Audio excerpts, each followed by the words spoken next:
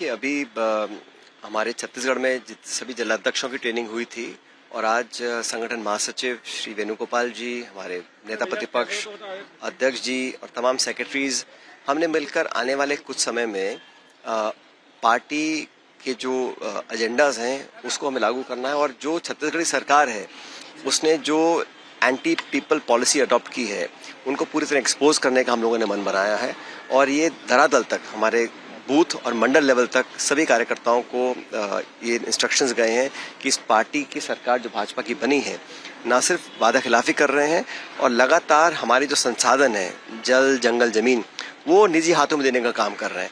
और चाहे कोर्ट्स के आदेश हों, चाहे पब्लिक सेंटिमेंट हो, सबके खिलाफ जाकर, पर्यावरण के जो मापदंड है उसके खिलाफ जाकर सब कुछ चंद हाथों में देना चाहते हैं।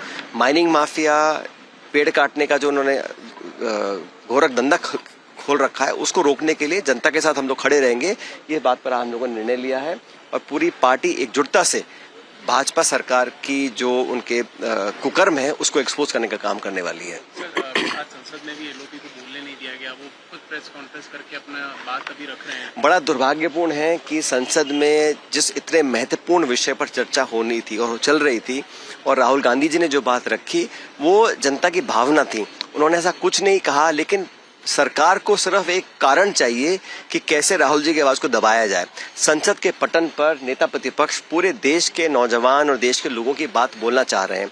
उनको बार बार रोकना, टोकना, एक तरह से विपक्ष की आवाज को दबाने का काम सरकार कर रही है और फिर वही गलती कर रहे हैं जो पहले गलती करी है, आवाज दबाने की, सोच विचारों को कुचलने की, नौजवानों की अनसुनी करने की। ठीक वही गलती दोबारा संसद में अडॉप्ट की जा रही है।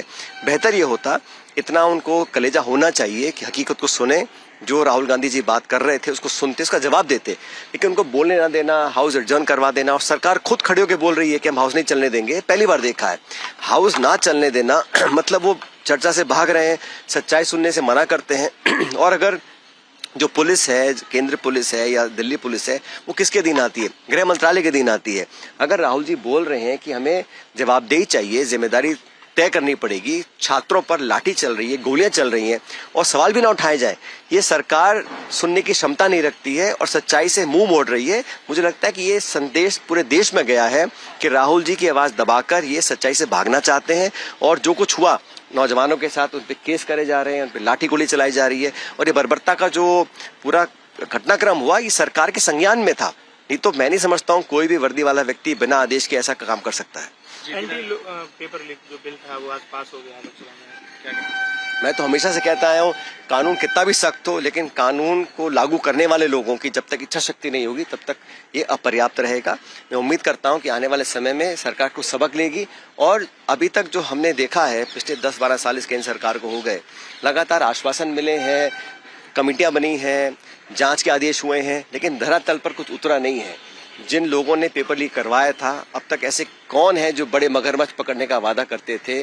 कुछ लोगों को आप केस में फंसा सकते हैं, लेकिन जो बड़े लोग हैं, जो उस पूरे माफिया के सरगना है, उनमें से कितनों को पकड़ा है?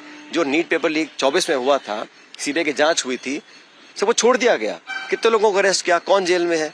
किसको दंडित किया? किसको बर्खास्त किया है?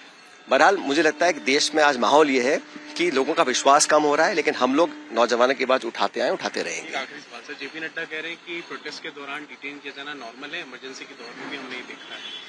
भाई डिटेन किसको कर रहे हैं? कोई नौजवान बच्चे, मासूम बच्चे, इनका कोई क्रिमिनल रिकॉर्ड नहीं है, अपनी बात को रखना चाहते थे, लेकिन आवाज को दबाना, बर्बरतापूर्ण व्यवहार करना, आतंक और दम के आधार पर अपने शासन की बात मनवाना, ये सरकार की आदत बन चुकी है।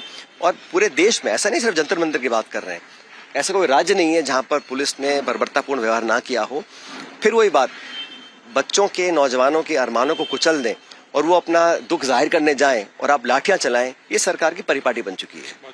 जैसे कि मैं सो रहा हूँ तो पिताजी को जगाना है मुझे, तो वो डायरेक्ट उठाने के बजाय, और हिंसा की परंपरा मेरे यहाँ नहीं थी सौभाग्य से, तो वो क्या करते थे कि उस कमरे में आ जाएंगे या बाहर से गुजरेंगे और चौपाई बोलेंगे, प्रात काल उठिके रघुनाथा मात पिता गुरु नावहि माता।